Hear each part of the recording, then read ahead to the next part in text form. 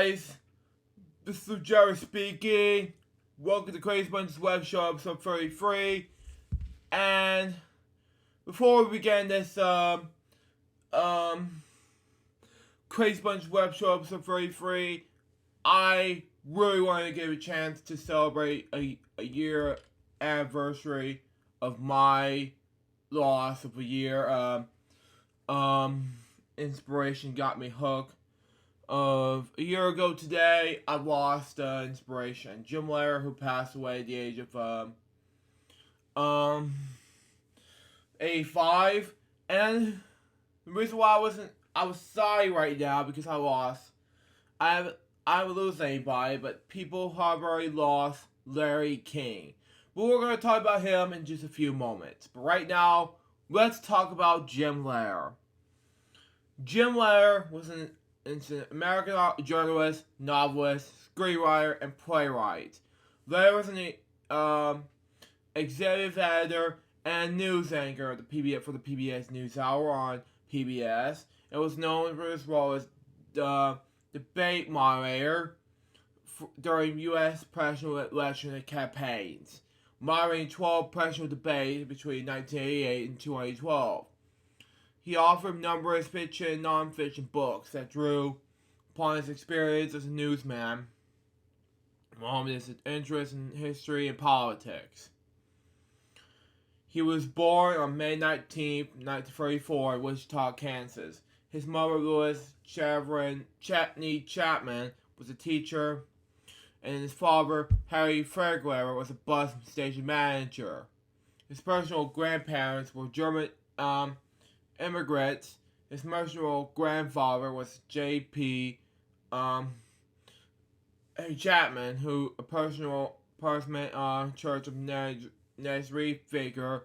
He attended school in Wichita, Kansas, middle school in Beaumont, Texas, and graduated from Thomas Jefferson High School in San Antonio, Texas, where he was a sports editor for the Jefferson Declaration.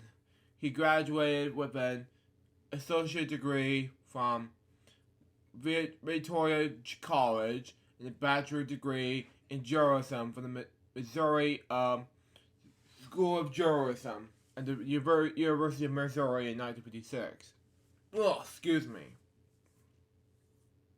Anyway, after graduating from college, Lehrer joined the U.S. Marine Corps and served for 3 years as an infantry officer. He had attributed his service and travels with helping him to look beyond himself and feel his connection to the world that he would not have otherwise experienced. Career. In 1959, Lehrer began his career in journalism at the Dallas Morning News in Texas. Later he worked as a reporter for Dallas Times-Herald, where he covered the assassination of John F. Kennedy in 1963. He was a public columnist there for several years, and in 1968 he became a city editor. Lehrer began his television career at KRA-TV in Dallas, Texas, as an executive director of public affairs and on host and editor of a night news program. In 1972, he moved to PBS in Washington, D.C. to become the public affairs coordinator, a member of the Journalism Advisory Board, and a fellow of Corporation Public Broadcasting, CBB for short, a private corporation funded for American people. That's Billy mentioned in Friday's show. He works as a correspondent for the National Public Affairs Center for Television, or IMPACT for short, where he met McNeil. Rob McNeil, that is. In 1973, they covered the Senate Watergate hearings for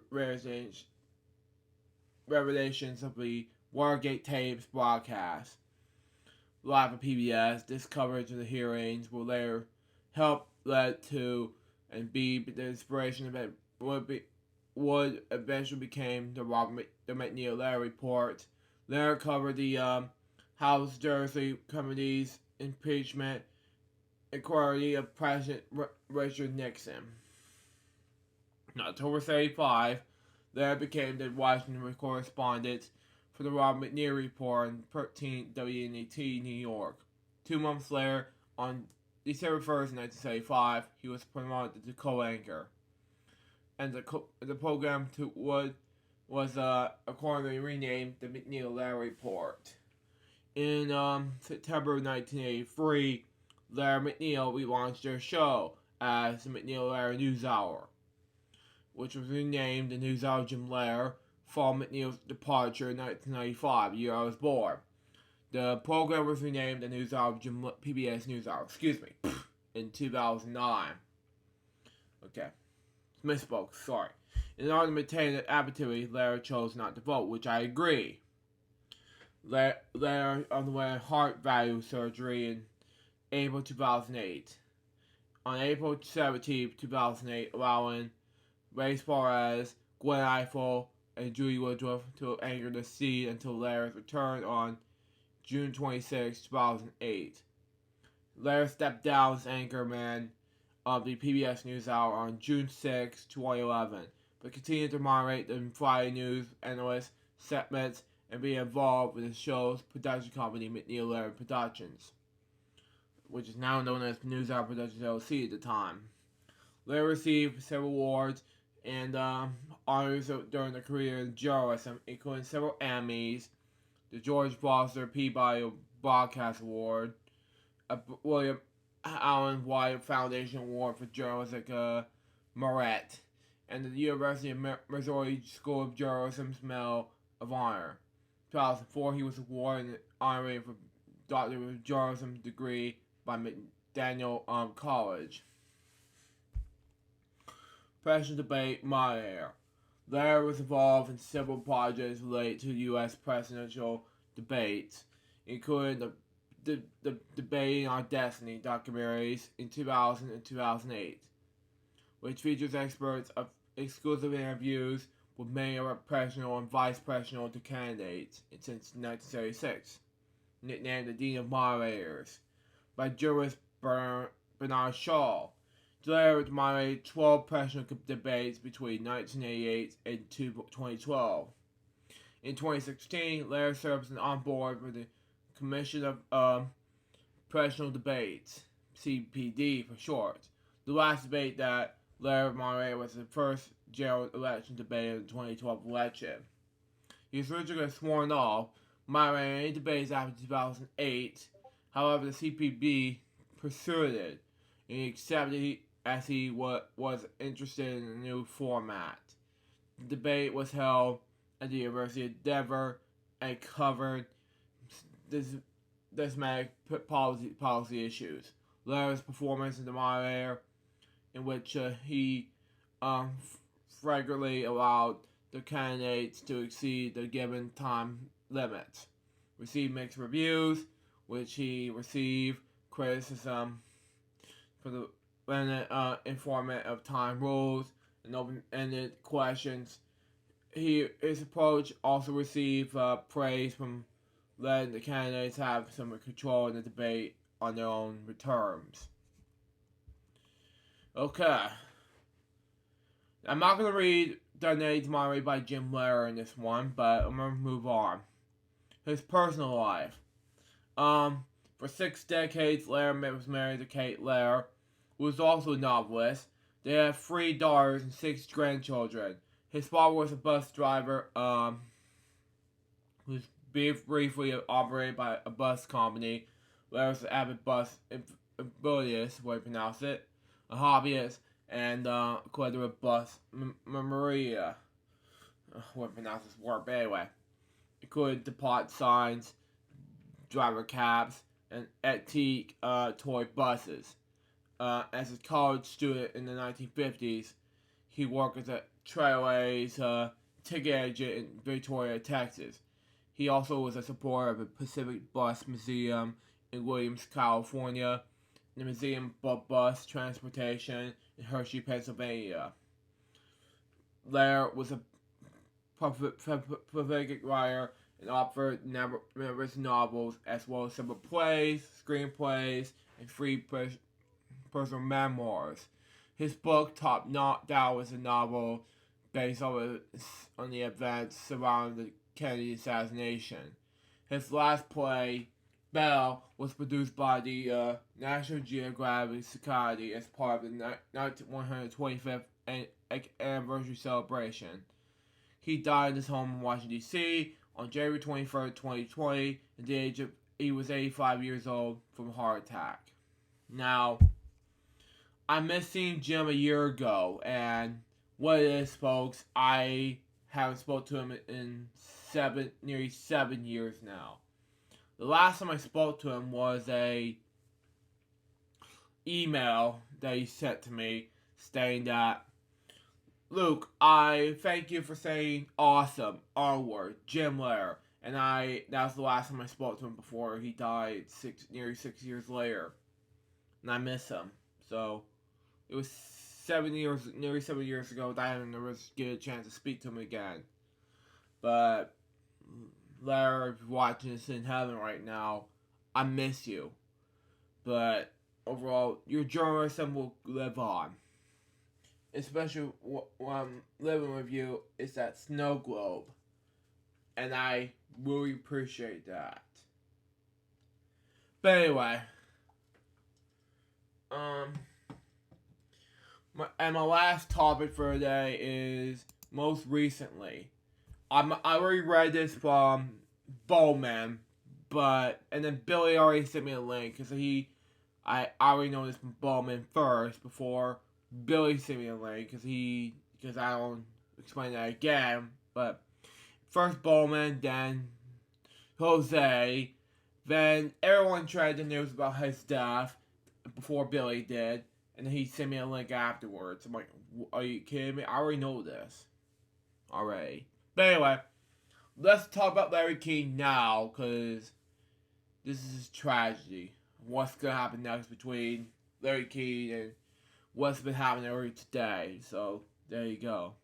Anyway, Larry King was born, Lawrence Aubrey Seeger, born November 1933, was to January 23rd, 2021, was an American television host, radio host, and paid spokesman, whose work has been recognized with awards including 2 Peabodys, an Emmy Award, and 10 Cable ACE Awards. King began as a local Florida journalist and a radio interviewer in the 1950s and 1960s. And gained prominence began in 1978 as a host of the Radio King Show, an all-night nationwide call-in radio program heard on the Mutual Broadcasting System. From 1985 to 2010, he hosted a nightly interview talk television program Larry King Live on CNN. From 2012 to 2020, he hosted Larry King Now on Hulu and RT America. Never heard of that channel before. But okay, he continued to host Talking with Larry King, a weekly political talk show, which aired weekly on the same 2 channels from 2015 until his death. He was born in Brooklyn, New York on November 19, 1933. One of his 2 children of Jeannie, a garment worker who was born in village. I can't pronounce his language name, but it starts with the okay. Okay. And Aaron Ziegler, okay. A restaurant owner and defense plant worker who was born in, I can't pronounce that, Kogomali, Austria-Hungary. His parents were Orthodox Jews, okay. King attended Motherfucker High School, a public high school in Brooklyn. His father died at 44 from a heart attack. It was just all his mother and brother and himself became supported by welfare. King was very affected by his father's death and his lost interest in school.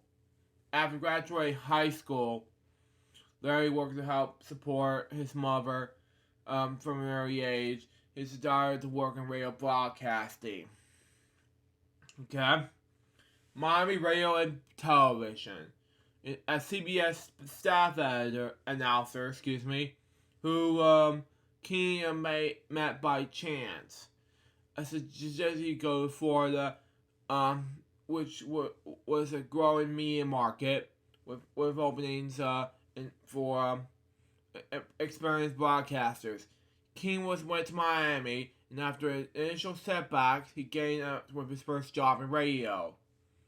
The manager of the small station, with WAHR, now known as WMBAM, in Miami Beach, Florida, hired him to clean up and perform miscellaneous tasks. When one of the station's announcers finally quit, King was put on the air. One of his first broadcasts was on May 1st, 1957, working as a disc jockey from 9 a.m. to noon. He now also did 2 afternoon broadcasts. In the sportscast, he paid $50 a week.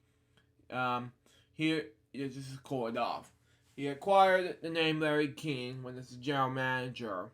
Marshall Simmons claimed that Ziegler was too iconic and difficult to remember.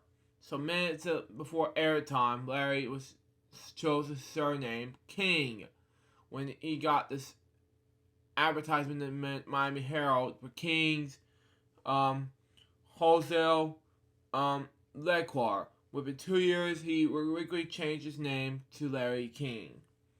He became the conduct interview on the mid-morning show WIOD at Pumpernick restaurant in Miami Beach. He would interview whoever walked in. His first interview was a waiter at the restaurant. 2 days later, singer Bobby Doran in Miami for a concert that evening, walking Pumpernicks. Having heard King's radio show, Doran became King's first celebrity interview guest. Okay, King's Miami radio show brought him local attention. A few years later, in May 1960, he hosted Miami Undercover. It was Sunday nights at 11:30 p.m. on WPST TV, Channel 10, now known as WPLG.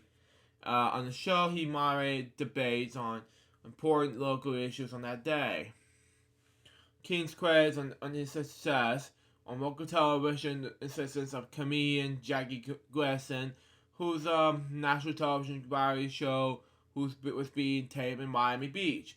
Began in 1964, that show really took off because Gleason came to Miami.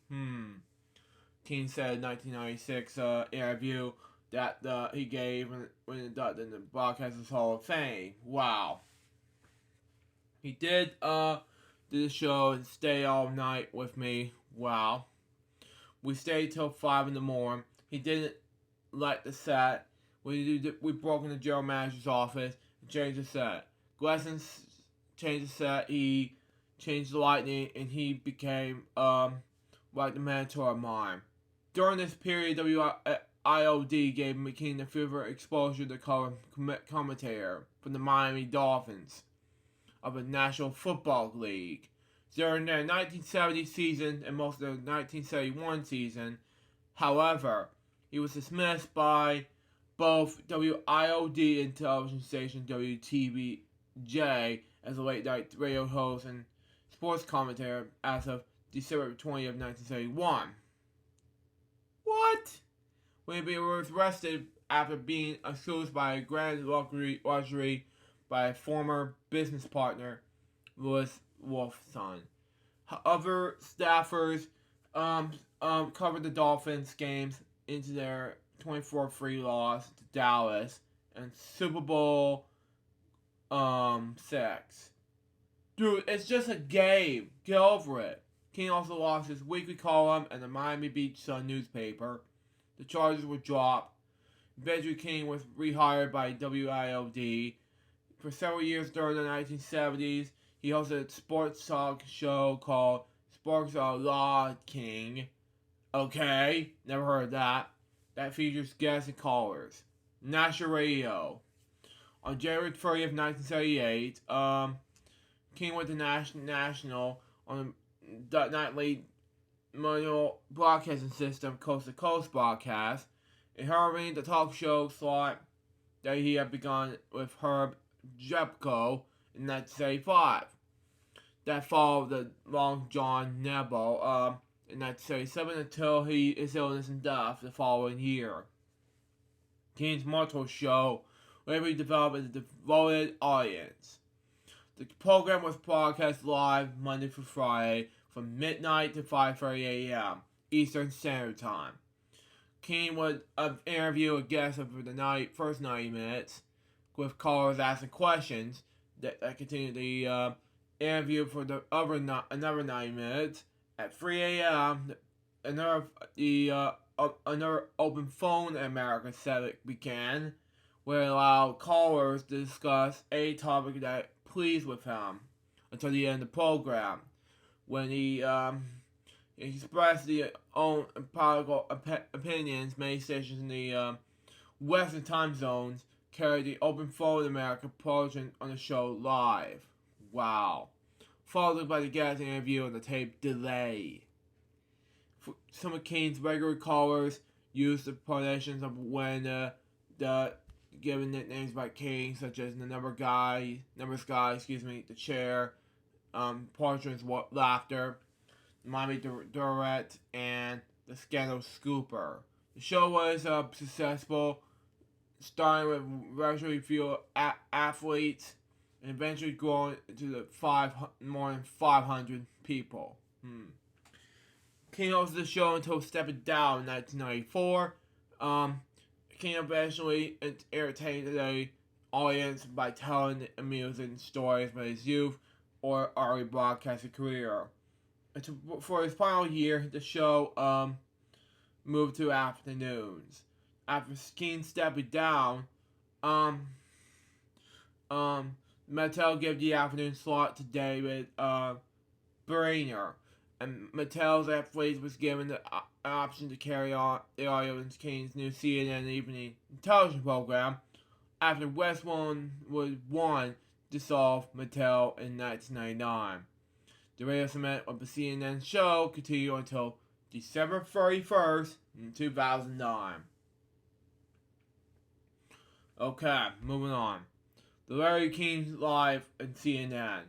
Larry King Live CNN show began June 1985, in which King hosted the broad range of guests of confidential figures of UFO, conversely figures and athlete prosecutors were pronounced prominent polygons and leading figures in the entertainment industry, often doing their first and only interview and breaking news and stories in his show. After doing his CNN show from 9 to 10 p.m., King then traveled to studios to the Metro broadcasting system to do his radio show, with both shows still aired. Okay? Unlike many interviewers, King had a direct, non-controversial approach. His combination by asking easy and open-ended questions, and the questions made him attractive to both to important figures, which who wanted to state their positions positions while avoiding being challenging on them conventions topics. Okay, King said that when interviewing authors, he did not read the books in advance, and I do respect him in his opinion anyway, so that he would not know more than his audience. Yeah. Throughout his career, King interviewed many of the leading figures in his time, including CNN. According to CNN, King conducted more than 30,000 interviews in his career. King also wrote a regular newspaper column in USA Today for almost 20 years. But shortly after their first national newspaper's debut in Baltimore, Washington, in 1982 until September 2001, before and after 9/11 happened, I don't know. Comments in short plugs, superlatives, and dropped names. But it was dropped when the newspaper resigned its live session. Wow. The column was reserved this blog in November 2008 and on Twitter in April 2009. Departure. On June 29, 2010, that was a day after my 15th birthday at the time, King announced that after 25 years of that, he was stepping down from his nightly job hosting Larry King Live. However, he stated it would remain the CNN to host original specials. The announcement came in the wake of the speculation of CNN has approached Whoopi Piers Morgan. Stupid idea, but anyway. The British television personality and journalist as King's primetime replacement, which was confirmed that September. The final edition of Larry King Live aired on December 16, 2010, after a quarter century of that. The show concluded its last spots and thanking you, the audience, for watching and supporting him over the years. The concluding words for Larry King on shows were as follows: I don't know what to say. Expect you, my audience. Thank you, and instead of goodbye, how about so long? On February 17th, 2012, CNN announced it would no longer host specials or TV. Larry King Now and Politicking with Larry King. On March 2, 2012, King co-founded RTV, a production company with Mexican business magnate Carlos Slim. On January 16, 2013, RTV celebrated their 100th episode of Larry King Now. In September 2017, King stated he has no intention of ever retiring and expanded the host of his programs until he died. That was like 4 years back, but okay. 4 years later, okay, excuse me. Okay. RTV signed a multi-year deal with Hulu to additionally carry King's new talk show or web series, Larry King Now, began July 17th. Wow. On October 23rd, 2012, King hosted the third-party professional debate on RTV featuring Jill Stein, Rocky Anderson, Virtual Goody, and Gary Johnson. On May 2013, the Russian-owned RT America, never heard of that before, network announced that they struck a deal with RTV to host the Larry King Now show on his own network. King said that advisement on RT America, or rather has questions of people in the position of power instead of speaking on behalf. The show continued to get available on Hulu.com and Uro.tv.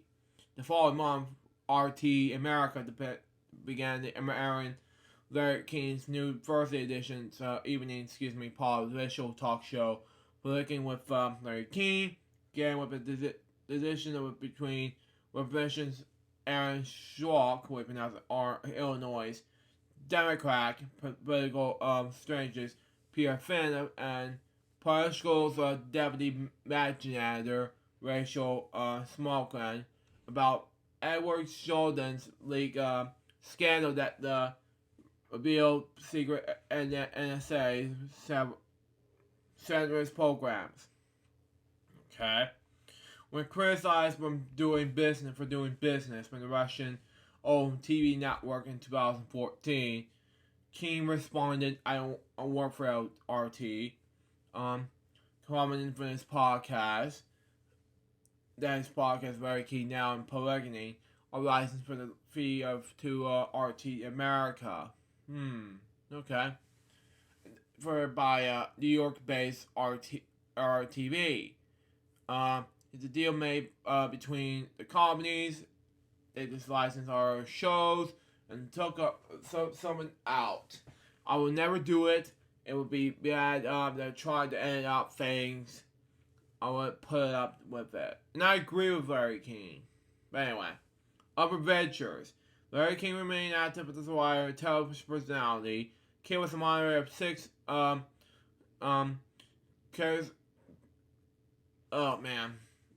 January Arizona Forum and Kazgan would pronounce it. An annual forum of Kazan's Energy Center offering in October 2011. Yeah. King guest starred in episodes of Barfer, which is my childhood dream, Furry Rock, and Gravity Falls. I've seen the show. I've seen bits and pieces of the shows. Have cameos in Ghostbusters. I've seen that. It was awesome. What year was this? 94. Okay. And B-Movie. Awesome movie. Bits and pieces, but I've seen that. But okay. And voice Doris, the Ugly Stepsister, in Shrek 2. And sequels. Okay. He also played himself in the People v. L.J. Simpson American Crime Show and appears himself in the episode of Law and Order Trial by Jury. Okay. Makes sense to me, but okay. Man. King hosted the educational television show In View Larry King from 2013 to 2015, which was carried on cable television networks, including Fox Business Network, and Discovery. Produced by Profile Series Production Company. King makes appearance alongside his wife, Sean King, in the October 8th edition of WWE Monday Night Raw for Rogers Billy, and participated in the segment of The Miz and Kofi Kingston, who had appeared on Raw's social media ambassador the previous week. King became the very active user on the social media site Twitter, which is awesome, where he posted thoughts and commented on a wide variety of subjects. King stated, "I love tweet. I think it's a different world we enter. When people are calling in, they were calling in the show, and now on Twitter, I'm getting about thoughts, opinions, the whole concept that's changed." After 2011, he also made TV infomercials, often appearing on as a host, discussing products like omega-3 fatty acid, calorie supplement, omega XL, with guests in the interviews about impressive again, we pronounce it, on his past TV programs. I think he did Sesame Street. Don't you think it's a segment? But that's just me. Commercial works. After his 1987 heart attack, King founded the Larry King Foundation, which paid the life-saving cardiac for people who otherwise would be not able to afford them. Okay.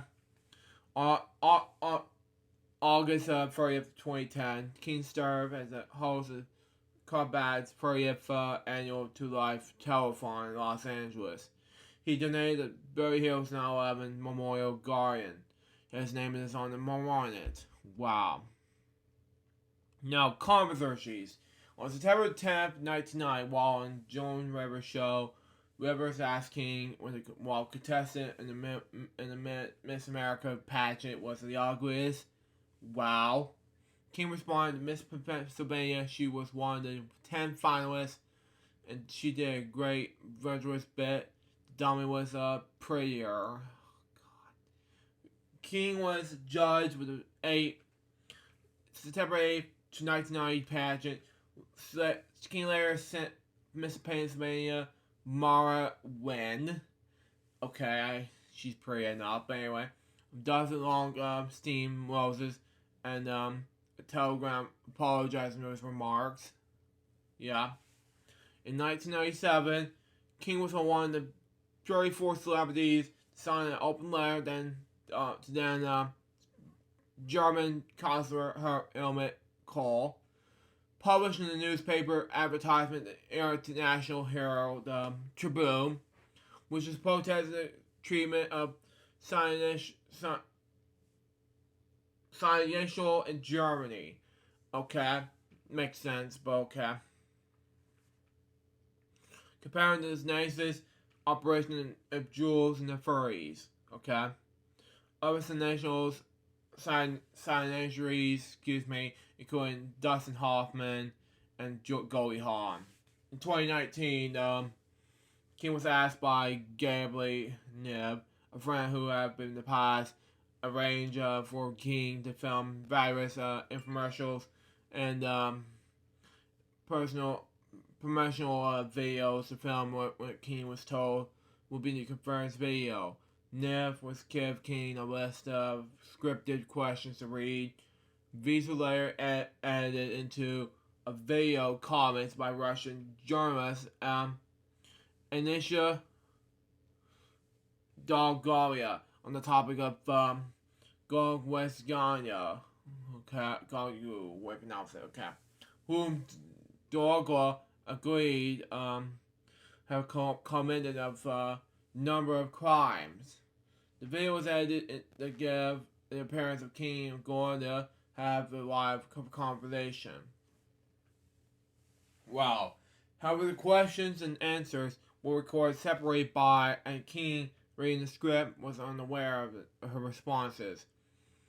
We repeated the line to the Chinese government in the issue. Once King's own production company saw the completed video, they refused to post it online and asked it not to be released. And I agree with that. Nev disregarded the objections and released the video immediately on YouTube.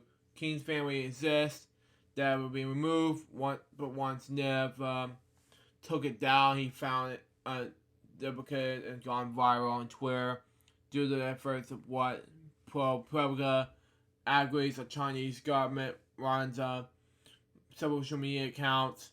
Okay, I see it weird enough.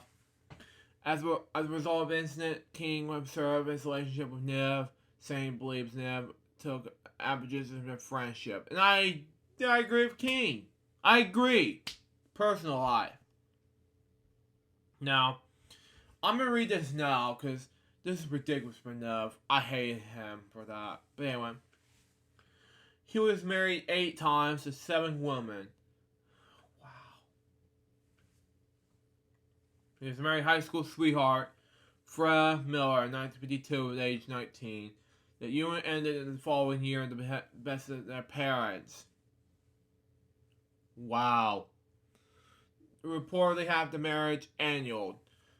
King was later briefly married to Annette McKay, who was gave birth to Larry Jr.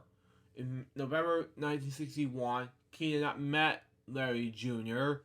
until the later of his 30s. In 1961, King married his first wife, Irene Atkins, a Playboy bunny with one of the magazine's eminent nightclubs. King adopted Atkins' son, Andy, in 1962. The couple divorced the following year. In 1963, King married his fourth wife, Mary Frances Mickey Scorpion, who divorced King. Okay. He remarried Atkins, who had his second child, Ken, in 1969. The couple divorced a second time in 1972. In 1997, Dolph Books published a book written by King and Kaya. Okay. Daddy Day, Daughter Day, aimed at young children, and tells each of their accounts of divorce for Atkins. On September 25th, 1976, King married his fifth wife, mathematics teacher and production assistant Sharon Lepper. The couple divorced in 1983.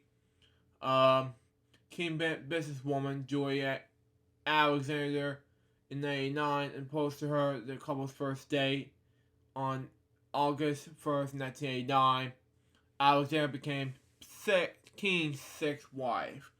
On October 7th, 1989, when the two married in Washington, D.C., to a couple live in different cities. However, with Alexander in Pennsylvania and King in Washington, D.C., when he worked, they separated in 1990 and divorced in 1992. He had been engaged to actress Duna Blood in 1995, the year I was born. And had 5 weeks dating. They remain unmarried. In 1997, he married his seventh wife, Sean Softwick. Born in 1959 as Sean Ackerman, a singer, actress, and TV host. They wed in King's Los Angeles hospital room 3 days before King underwent heart surgery to clear a clogged blood vessel. The couple had 2 children, Chance, born March 1999, and Shannon, born May 2000. He was stepfather to Anders Football League quarterback Danny Sopwith.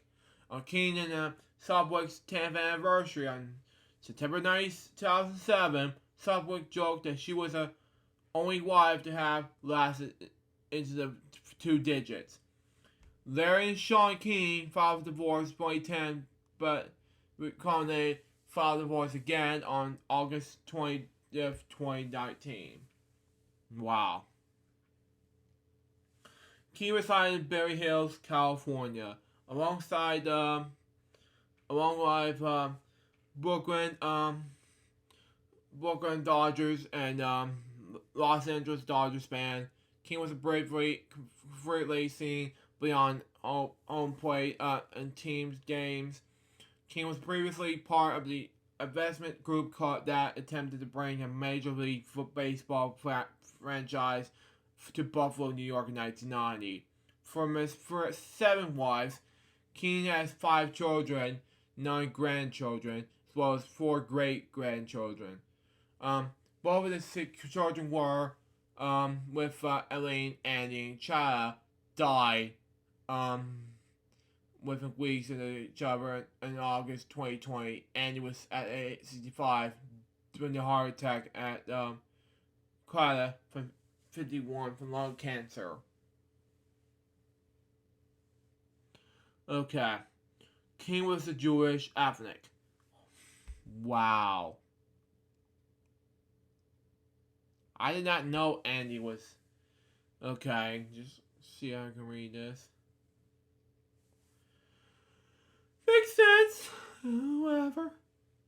Anyway, on February 24th, 1987, this two decades before I founded LGBM, even though LGBM wasn't there yet. King, covered a major heart attack and then had several quote-unquote beds of the surgery. Following this, King wrote 2 books about living with heart disease. Mr. King, you're having a heart attack. How about a heart attack and Bobby's surgery changed my life? In 1989, was written for New York's Newsday science editor B.D. Cohen. Take our heart disease, famous personalities recall how the triumph in the nation's number 1 killer and how you can. 2, in 2004, features an experience of various celebrities with cardiovascular disease, including Peggy Fleming and Regis Philbin.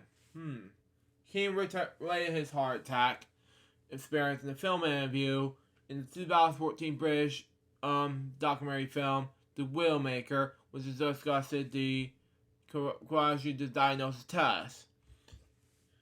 King has received annual chest x-rays to monitor his heart condition.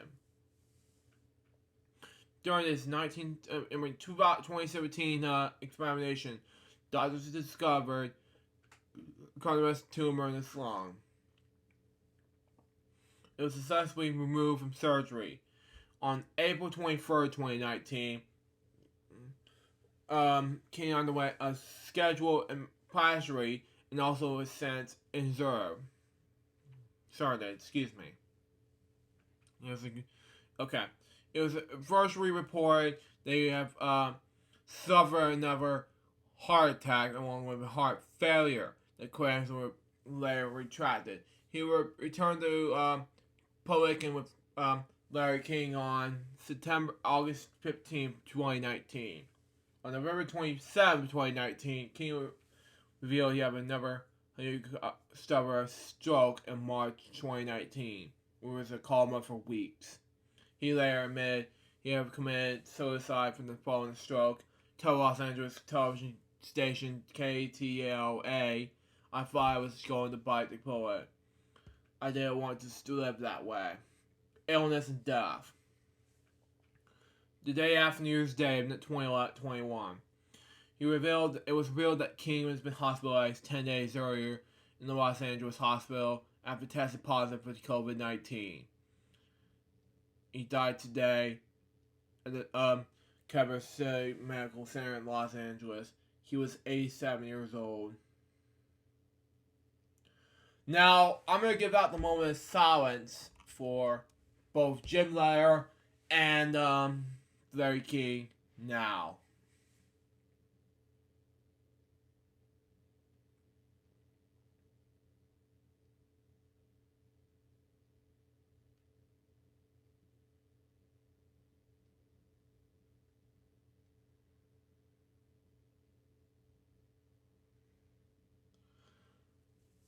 Thank you.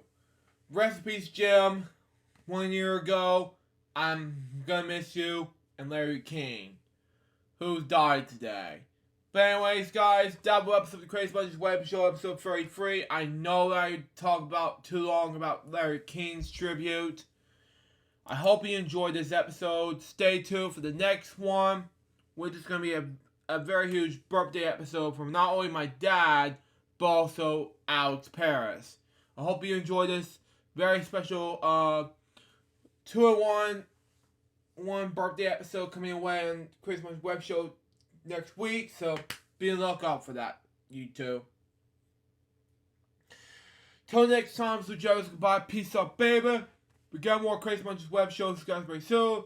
Till then, Jefferson out. See ya.